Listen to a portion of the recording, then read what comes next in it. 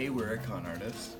My name is Brandon Weisgarber, and I'm general manager of this makerspace slash art studio slash co-working space slash think bot. What do you call those things? The think tank. You know, it's whatever we kind of need it to be. We started in 2010 as like a real raw artist space, and it's grown into a really varied multi-use space over the years with regular programming and guides for the public. Like shows, art shows, exhibitions.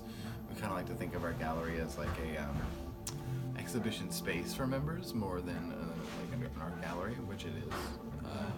But we want people to be able to feel like they can do anything in there if there's something that's maybe too risky that a gallery wouldn't want to take on, because they don't feel they can sell it. Like, we're not beholden to the art market, we're doing what we want, and we're connecting with each other in order to help each other get those things done. Yeah. And you edit these, I assume. Okay, good.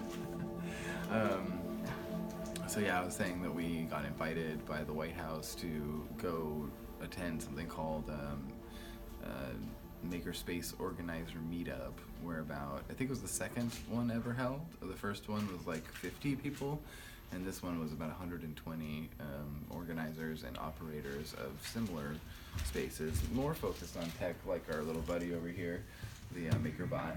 But it was really, really fascinating and interesting to see not only what other people have done with their spaces and what their focuses are or how they think of themselves, but to see the government kind of like paying a little more attention and kind of getting in there and putting their 2 cents in and saying, hey, like, what you're doing is actually really important. We made a lot of mistakes about outsourcing, you know, manufacturing away from the United States to the point where we don't make anything anymore. I mean, for Christ's sakes, I'm wearing Dickies, and I'm wearing, what else am I wearing? I'm wearing Dickies and Wranglers and one pair of combat boots, and the combat boots are the only thing made in the United States, and I had to specify because they also make ones in China for cheaper that look cooler. But anyway, so they brought us out there to say that what we're doing is really important, that they want to help. And how they were able to help was to get us all in one big room together and to have meetings and share problems with each other and try to work together on making solutions for specific problems that we all have in common. And I thought that was really funny because that's kind of like what we do here. You know, we bring artists together and have them come in one big room and hash it out, and that's kind of all that the government's able to do.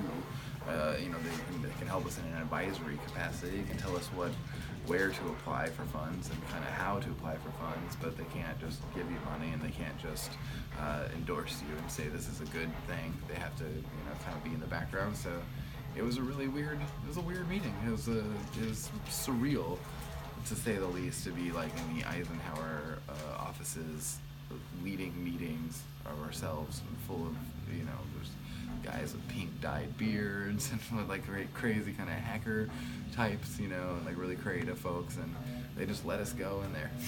And they're like, here you go, here's a room, talk about it. I was like, that's great.